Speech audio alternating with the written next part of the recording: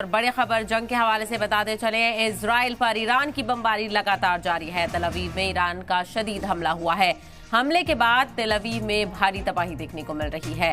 तो जंग का आज 7वां दिन बताते चले और शिद्दत लगातार जंग इख्तियार करती हुई नजर आ रही है। हमलों का दौर देखने को मिल रहा है। तो ईरान लगातार ताबड़तोड़ हमले कर रहा है और अपनी तमाम जो मिसाइलें हैं जिनका यूज नहीं किया था उनको भी निकालकर निशाना बनाया जा रहा है। तो तेल अवीव में ईरान ने शदीद हमला किया है और इसराइल को मुंह तोड़ जवाब ईरान देता हुआ नजर आ रहा है। ईरान की तरफ से लगातार हमले जारी और तेल अवीव में बैलिस्टिक मिसाइल से हमले लगातार किए जा रहे हैं। तो वहीं तेल अवीव में कशीदगी का माहौल, सायरनों की आवाज लगातार सुनने को मिल रही है।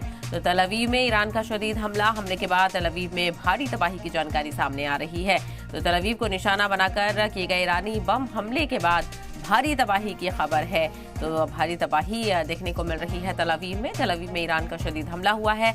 हमले के बाद तेल अवीव में भारी तबाही हुई है। तो हमलों का दौर लगातार देखने को मिल रहा है और जो जंग है वो अपने उरूज पर है। हमले लगातार किए जा रहे हैं। ईरान की तरफ से अब कोई भी मौका नहीं छोड़ा जा रहा है। तेल अवीव में ईरान की तरफ से लगातार बमबारी जारी है, मिसाइल अटैक किए जा रहे हैं। तो तेल अवीव में भारी नुकसान का अंदेशा भी जताया जा रहा है। आपको बताते चले इस जंग को शुरू हुए 7 दिन हो चुके हैं। 7 दिन पहले इस जंग की शुरुआत हुई थी और अब ये जंग और वसी होती जा रही है। जंग का पैमाना बढ़ता हुआ लगातार जा रहा है और ईरान की तरफ से ताबड़तोड़ हमले जारी हैं। तो वहीं इजराइल और अमेरिका भी लगातार निशाने साध रहे हैं। तो इजराइल और अमेरिका ने मिलकर इस हमले की शुरुआत की थी और ईरान पर हमला किया था। ईरान के सुप्रीम लीडर की भी इस हमले में पहले ही दिन मौत हो गई थी और अब वहां पर ईरान गुस्से में है और ईरान की तरफ से अब जबरदस्त पलटवार किया जा रहा है। तेल अवीव में भी लगातार बमबारी जारी है।